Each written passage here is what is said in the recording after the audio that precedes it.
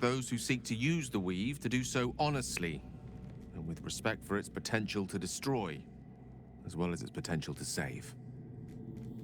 I doubt she's asked many of her followers to blow themselves up. That's a fate she's bequeathed exclusively to me. She wouldn't ask such a thing if it weren't our only means of survival. However much she's annoyed at me.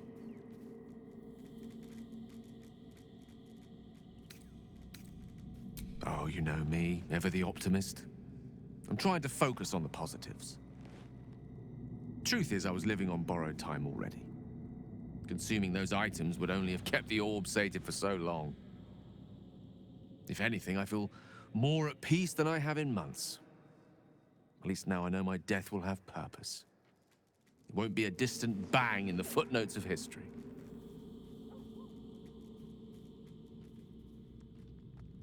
Ah, yes. Karsus.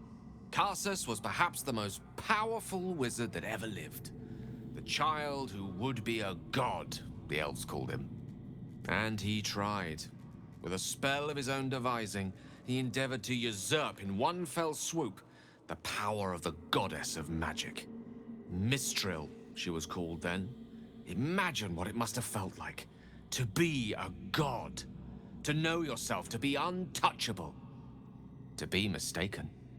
As Karsus aimed his spell at her, she began to unravel, and with her, the entire weave.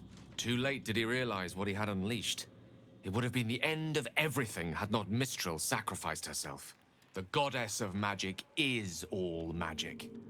By dying, the entire weave was lost, and the spell that challenged a god failed. It was the end of Mistril, the end of Karsus, and the end of an entire civilization. As the child who would be a god was turned to stone, his empire came crashing down around him. The floating cities of Netheril were no more. An event that came to be known as Karsus's folly.